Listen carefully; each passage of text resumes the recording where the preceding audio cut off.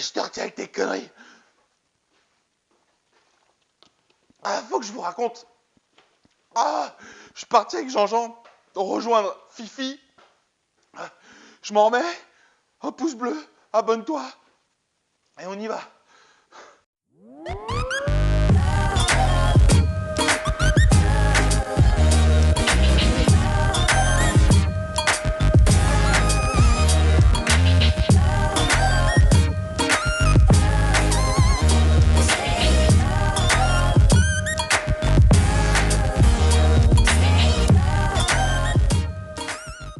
Il faut que je vous raconte mon week-end. Jean-Jean me propose de partir rejoindre Fifi dans la forêt, en effet pour un week-end initiation à la chasse. Bon, why not? Je ne connais pas, je suis ce qu'on appelle un petit gars de la ville. Mais je vais vous raconter ce qu'il m'est arrivé. Je reçois un coup de téléphone de Jean-Jean, 4h30 du mat. Ouais, je suis devant, me dépêche-toi, il faut pas arriver en retard pour la première. La première quoi? Eh ben l'apéro pardi. 4h30 l'apéro, bon c'est pas grave, j'y vais, je prévois, machin, on arrive et là je rencontre Fifi. Alors c'est lui. Bon. Salut, ravi de te connaître. Et donc il est 5h30 du mat, qu'est-ce qu'on fait? On passe à table avec ça. Ce sont des rillettes de chevreuil de l'année dernière. Tu vas m'en dire des nouvelles, le jeune. Et comme Jean-Jean m'a prévenu que tu étais un peu gaillard, j'ai ramené du cou de canard farci au foie gras. Tu vas m'en dire des nouvelles.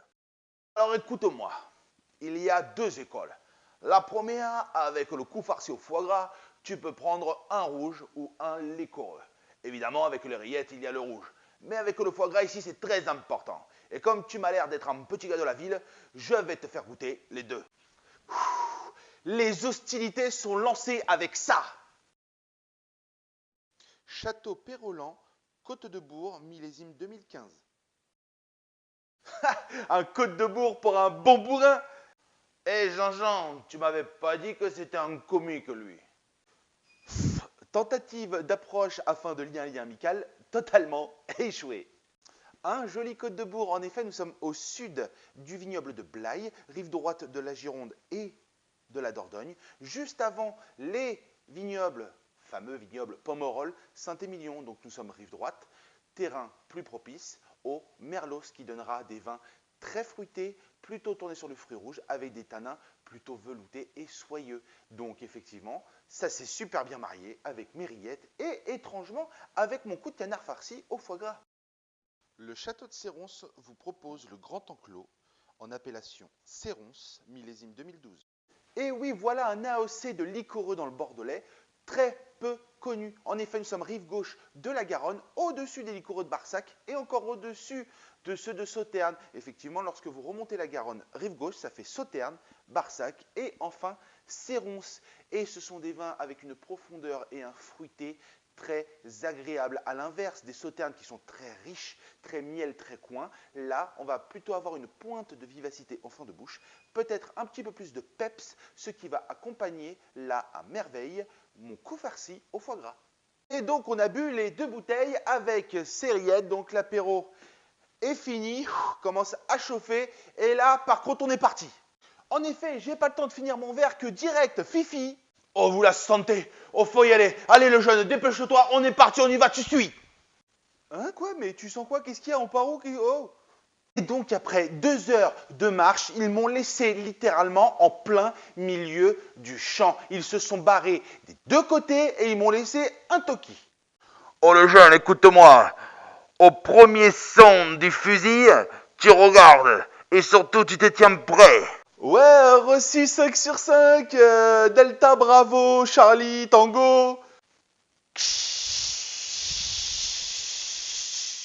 Et là, plus aucun bruit, aucun chant d'oiseau, que d'almacache, que de chi. La brume m'arrive à ce niveau-là. Je ne distingue pas à 10 mètres. D'un coup, un aboiement, pan pan, 2 coups de fusil. Et là, j'entends Otoki.